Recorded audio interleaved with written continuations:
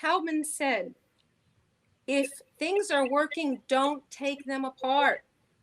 That's a good point.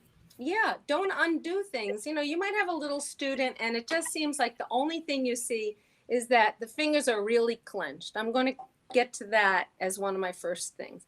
Got it. But everything else they do is so musical, like they shape, they feel the music, the rhythm is good, the balance is good.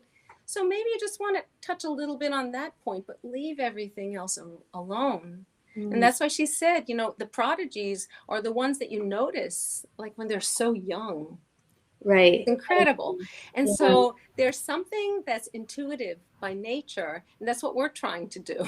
Yes, for sure. Okay. Yeah. Cool. So the next thing that I'd like to talk about is the synchronization of the unit. Okay. Okay. The unit is actually the referral that Taubman said of what you need to use to play. So you've got your fingers, and that's number one. That's the first commandment. Okay. You gotta have your fingers. They're so active. And then you've got your hand, which is kind of like a tunnel to get to the fingers. And you've got the forearm. Yes, you use the upper arm, but its muscles are slower and it's just assisting. Okay. Got it. So it's like this is the lever. Okay. Okay.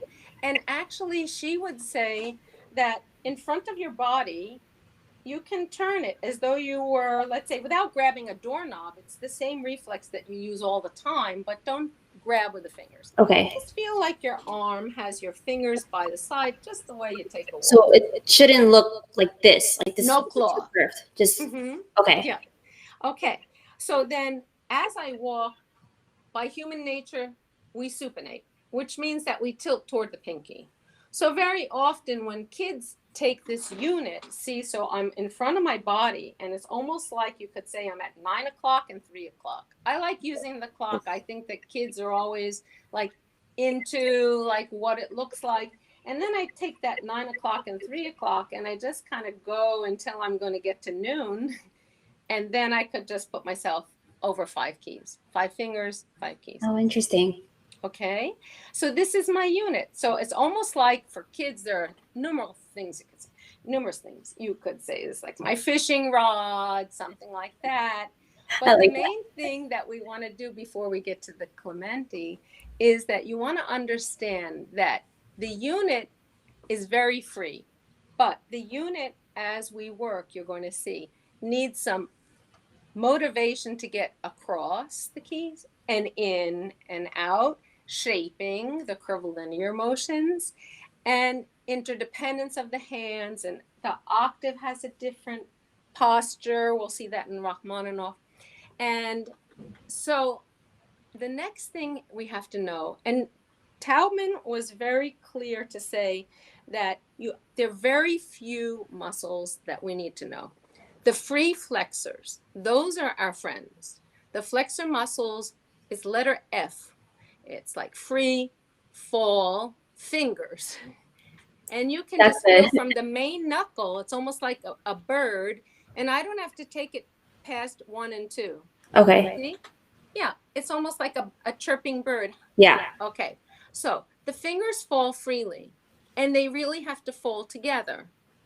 So when I'm going to fall together, for example, when I'm going to play in a passage, for example, if I'm on the second finger and I want to go to 3, 4 and 5 have to also be sympathetic and say, I want to do that too. Got it. So like a team. Exactly. Okay. Got it. So it's the flexor free fall. Fingers can fall and kind of copy the player. Okay. But the problem is we have an opposing muscle that's called an extensor. It's kind of like E for exit, like get out of here. And the extensor muscles lift us. Okay. And we could fight nature, but it's not going to help. The sad story of Robert Schumann's piano career is all because we can't fight nature.